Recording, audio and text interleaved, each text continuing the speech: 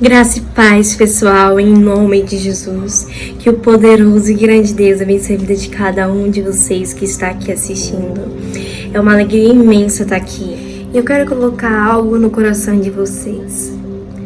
Eu sei que às vezes a vida é difícil, eu sei que às vezes a gente enfrenta lutas que a gente não queria lutar. Eu sei também que, sabe, nem tudo é do jeito que a gente queria que fosse. Mas de uma coisa eu tenho convicção, eu tenho fé de que todas as coisas, gente, é algo muito forte. Em Romanos 8:28, todas as coisas contribuem, todas as coisas cooperam para o bem daqueles que amam a Cristo. É algo assim surreal de você até mesmo pensar, de você imaginar, porque imagina, gente, até as coisas ruins, até as coisas que você não entende, coopera pro teu bem.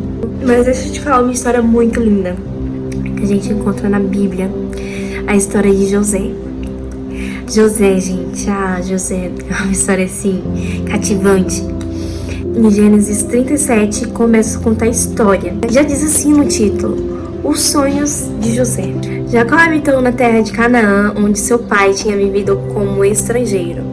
Esta é a história da família de Jacó. Quando José tinha 17 anos, pastoreava os rebanhos com seus irmãos. Ajudava os filhos de Bila e os filhos de Zilpa, mulheres de seu pai, e contava ao pai a má fama deles. Ora, Israel gostava mais de José do que de qualquer outro filho, porque ele havia nascido em sua velhice. Por isso mandou fazer para ele uma túnica longa, ou de diversas cores, também nos versículos 23 e 32.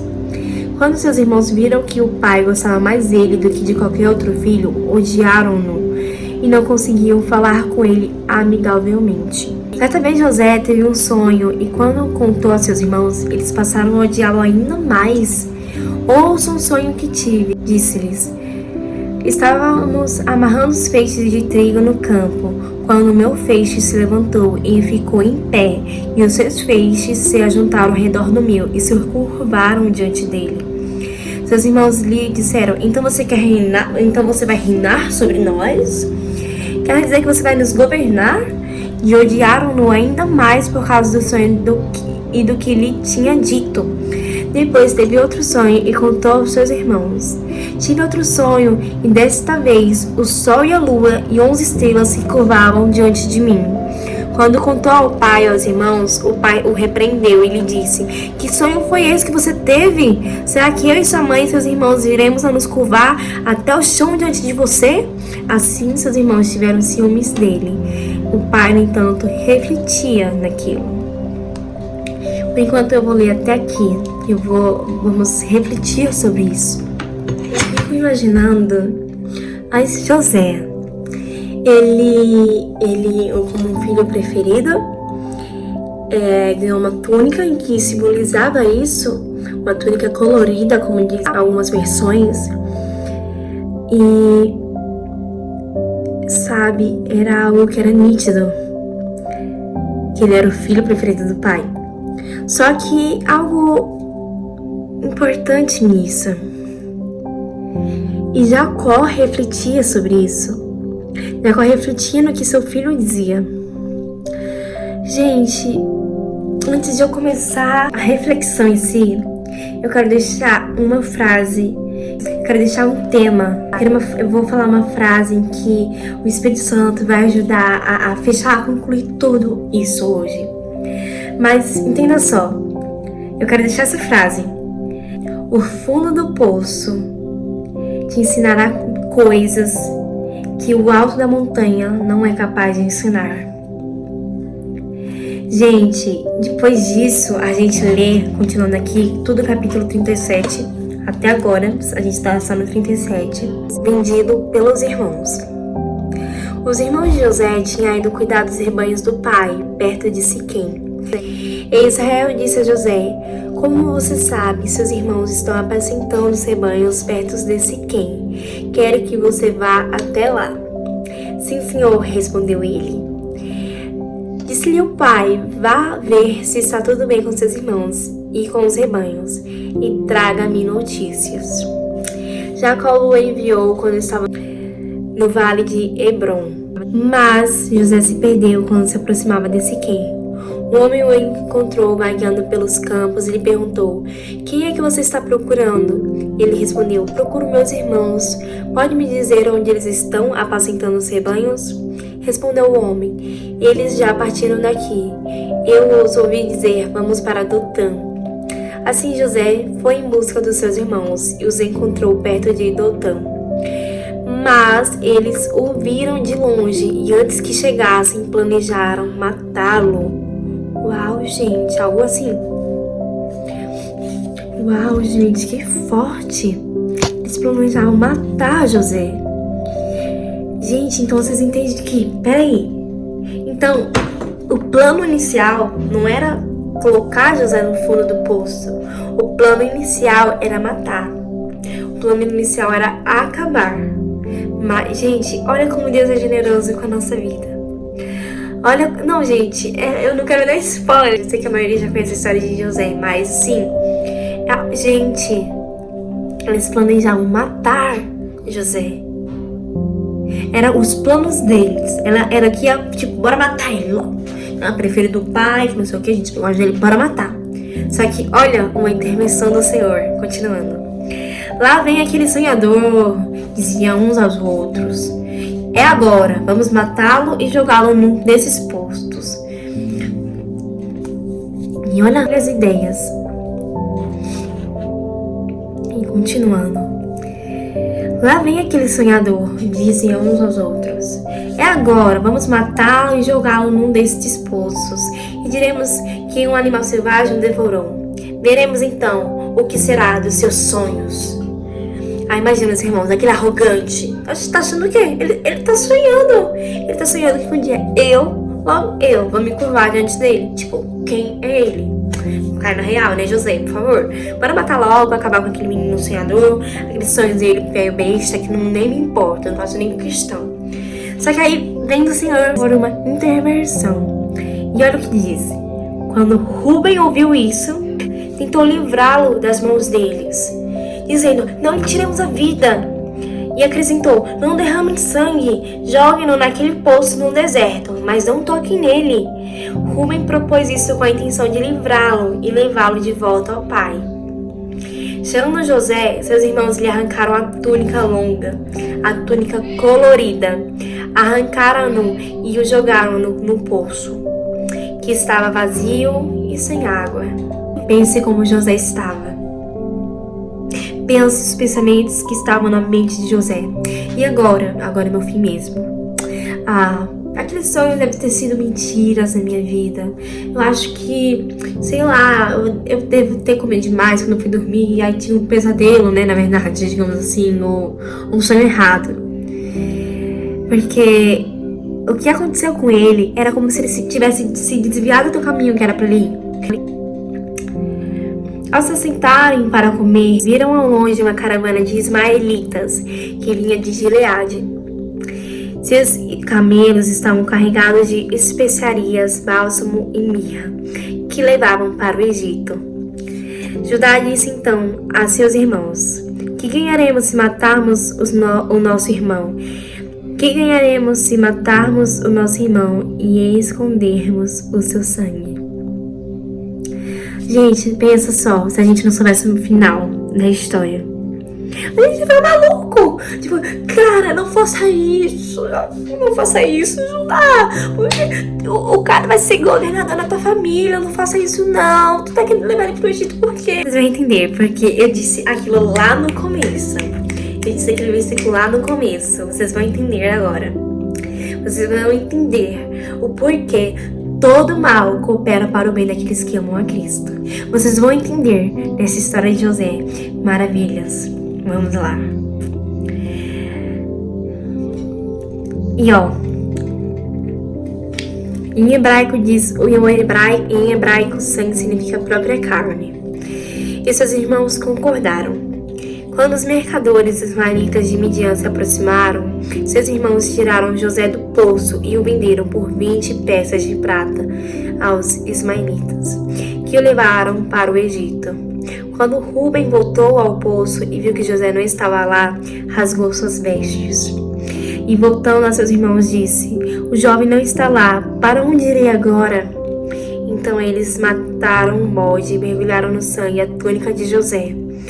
E mandaram ao pai com este recado: achamos isto, veja-se a túnica do teu filho. Gente, imagina a dor que ele sentia, a raiva dele mesmo, porque a culpa na mente dele era dele, porque foi ele que mandou o filho sair de casa, foi ele que mandou o José, meus irmãos dele. Então na mente dele, a culpa é minha. Mas você vai entender mais dessa história. Ele a reconheceu e disse: é a túnica de meu filho. Um animal selvagem o devorou. José foi despedaçado. Então Jacó rasgou suas vestes, vestiu-se de pano de saco e chorou muitos dias por seu filho. Todos os seus filhos e filhas vieram consolá-lo, mas ele recusou ser consolado, dizendo: não, chorando descerei à sepultura. Hebraico, Sheol. Essa palavra também pode ser traduzida por profundezas, pó ou morte. Para junto de meu filho. E continuar a chorar por ele, porque ele sentia que a culpa era dele. Nesse meio tempo, no Egito, os midianitas venderam José a Potifar, oficial do faraó e capitão da guarda. Imagina o pai com aquela dor dele. Meu filho morreu, a culpa foi minha. Imagina Jacó com tanta dor. A dor, gente, de carregar a perda de um filho. E ainda um filho que ele amava muito. E ainda mais, na mente dele, a culpa era dele, porque foi ele que mandou o filho lá. Mas nesse meio tempo, gente, eu digo, Deus não tira férias da nossa vida. José podia pensar: Deus tirou férias da minha vida, Deus deve estar passeando em lugar, Deus deve estar muito ocupado, Deus se cansou de mim. Deus já deve ter perdido a paciência comigo. Talvez eu fiz algo muito mal, que Deus não me perdoa mais. Quando a gente não entende, é aí que Deus mais trabalha na nossa vida. Quando a gente não consegue compreender, quando as outras pessoas na nossa volta pensam que é o nosso fim e também dizem acabou pra ela, é aí que Deus está no começo pra nossa vida. É aí que Deus está mudando o cativeiro, é aí que Deus está transformando. José, ele saiu do fundo do poço, graças a Deus, foi vendido aos midianitas, e os midianitas levaram ele para o Egito. No Egito ele foi vendido como escravo a Potifar, um oficial de faraó. Então, deixa eu falar uma coisa pra você. Tudo que acontece na nossa vida é pra melhorar. E por mais que a gente não entenda, Deus tem um plano para tudo. Às vezes a gente pensa: mas os dias anteriores, os dias passados foram melhores do que o dia de hoje. Agora é o meu fim, agora acabou pra mim, acabou.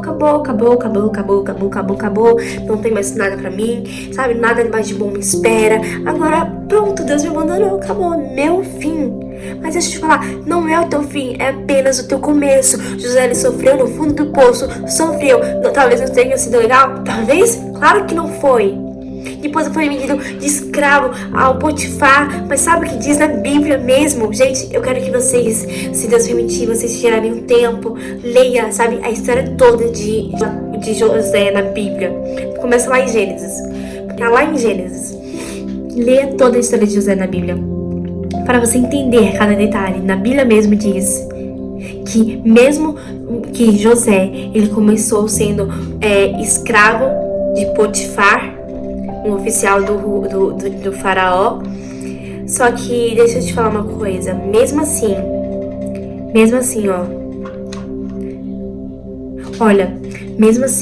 Gênesis 39, versículo 2, diz assim: o Senhor estava com José, de modo que este prosperou e passou a morar na casa do seu senhor egípcio. E, sabe, Deus estava com ele. mesmo ele sendo um escravo, digamos assim, mesmo parecendo que era todo o fim dele. Ó, gente, ó, e aí e aqui na Bíblia mesmo diz, quando o Potifar percebeu que o Senhor estava com José, e que fazia-o prosperar em tudo que realizava, agradou-se de José e tornou-se administrador de seus bens. Potifar deixou a seu cuidado a sua casa e lhe confiou tudo o que possuía. Gente, é algo assim muito forte. Vamos dar umas 5 instruções para José. Vamos começar com o fundo do poço, que foi o tema que eu falei mais cedo. O fundo do poço. Segundo lugar, escravo dos midianitas. Aí foi escravo de Potifar. Assim, os midianitas compraram eles, né? Levaram pro Egito.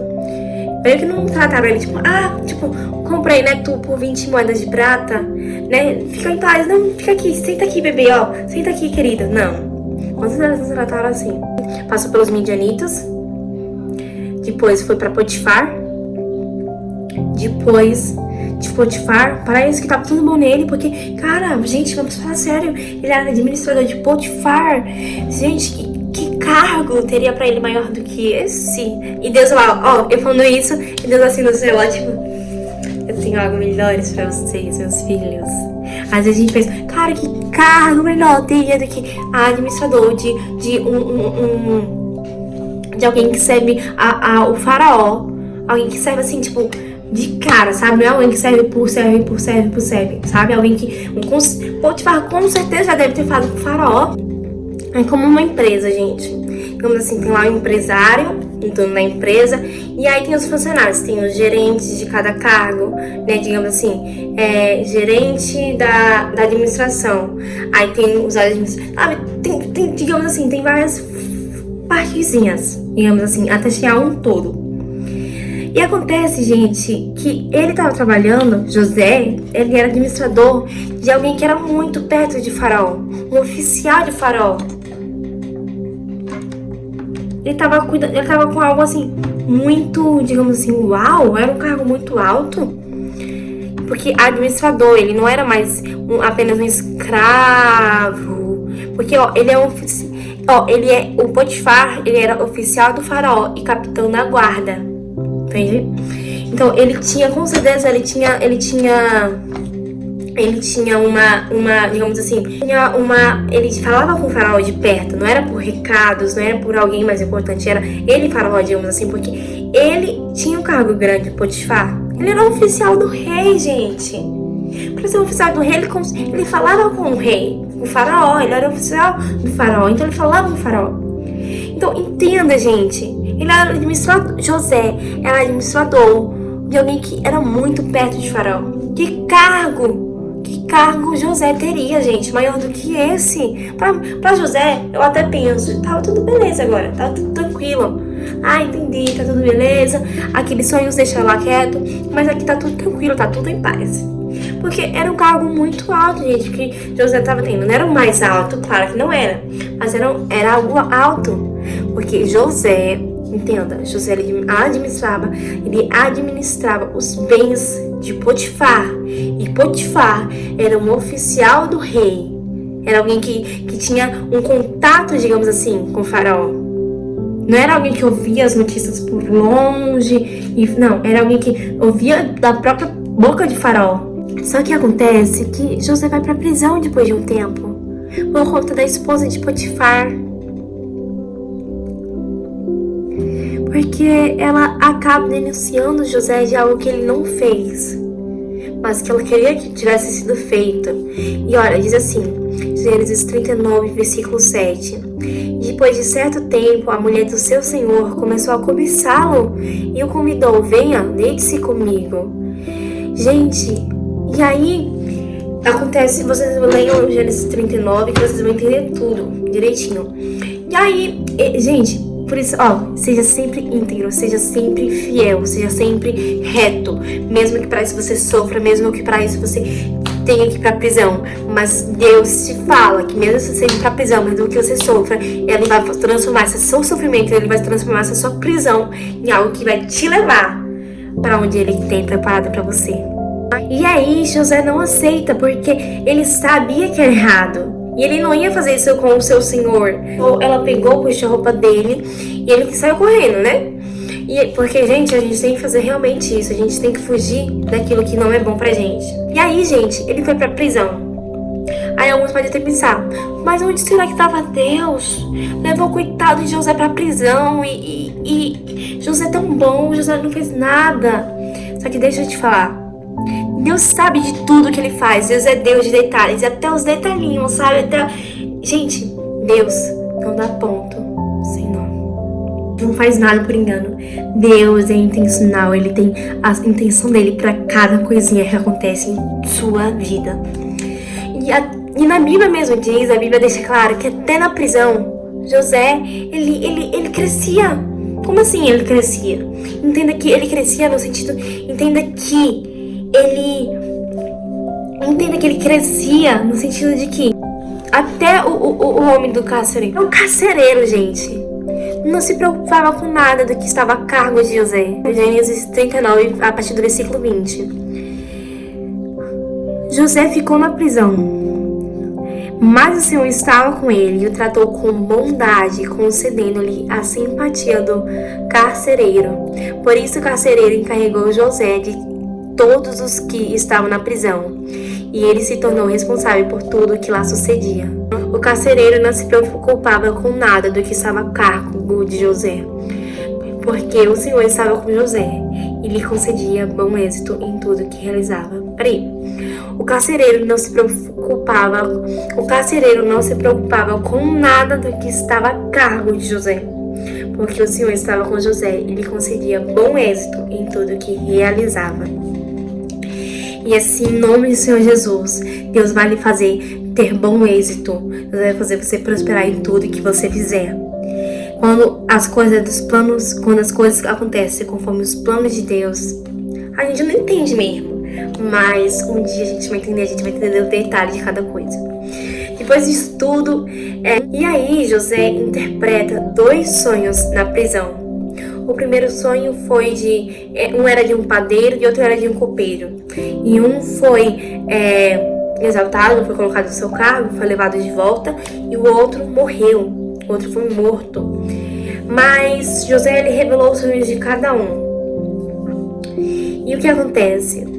José até falou pro que ia voltar a ser copeiro do rei: olha, vem, por favor, lembra de mim quando tu chegar lá, por favor, não se esqueça de mim, não. Lembra que com a ajuda de Deus eu interpretei seu sonho, não se esqueça de mim, não, por favor. Porque eu tô aqui de injusta causa, eu não tô aqui porque eu mereço, eu tô aqui porque, não sei, eu não tô aqui porque eu mereço. Eu estou aqui de injusta causa. Eu não tô aqui porque eu mereço, eu estou aqui de injusta causa. Só que acontece que o copeiro acaba se esquecendo do recado e foram se passando o tempo. Até que um dia o faraó teve sonhos. E 2 sonhos, ele teve 2 visões do trono de Deus, digamos assim. E aí, chamaram um monte de gente, ninguém conseguia interpretar. Mas até que chegou a hora de José, até que Deus sabia realmente o que tinha no coração de José e sabia que ele verdadeiramente estava pronto. E aí nesse tempo, Deus o exaltou. José, ele virou o segundo maior de todo o reino do Egito. Gente, o Egito nesse tempo era assim, não era tipo o Egito. O Egito nesse tempo era assim, Egito mesmo. Era tipo um império, digamos assim. Era algo assim muito grandioso o Egito. Era algo muito grandioso o Egito naquele tempo. E José, ele foi o segundo maior de todo o império. É algo muito grande, não é mesmo? E assim Deus quer fazer na sua e na minha vida. Eu quero orar agora com vocês. Feche os seus olhos, por favor. Vamos clamar ao nosso Deus, aquele que por nós tudo faz. Feche os seus olhos. Senhor Deus, obrigada por tudo que fizeste em nossas vidas. Obrigada porque todo mal coopera para o nosso bem. Senhor, cresça a nossa fé. Aumente, Senhor. Nos ajuda a crermos e confiarmos em Ti. Mesmo quando parece o nosso fim, mesmo quando não entendemos. Pai, faz o Teu milagre na nossa vida. Que todos reconheçam que Tu és Deus através da nossa história. Porque sobre o Senhor há poder sobre tudo que existe na terra e no céu. Senhor, a Ti nós louvamos e damos glórias e aleluia. Bendizemos o Teu nome para todo sempre. Senhor, que cada dia nos nossos lábios cresça a nossa adoração a Ti, que cresça o Teu nome em nós. Queremos cada dia que o Senhor cresça. Faz o Teu milagre na nossa vida, que nós tenhamos uma história de superação para contar e que nós tenhamos a sabedoria para nós fazermos as escolhas certas, mas que antes de tudo que fazermos, que oremos a Ti e busquemos a Tua resposta para a nossa vida. Que essa palavra possa ter edificado e tocado no coração de muitas pessoas, porque esse é o meu desejo. Que o Seu nome venha ser engrandecido, glorificado, exaltado entre todos os povos, entre todas as nações, entre todos os reinos. Aleluia, glórias a Deus. Amém. Essa foi a palavra de hoje, pessoal.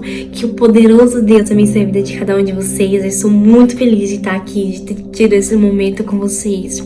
Se vocês gostaram desse vídeo, vão assistindo mais vídeo no canal e que Deus vá tocando no coração de vocês.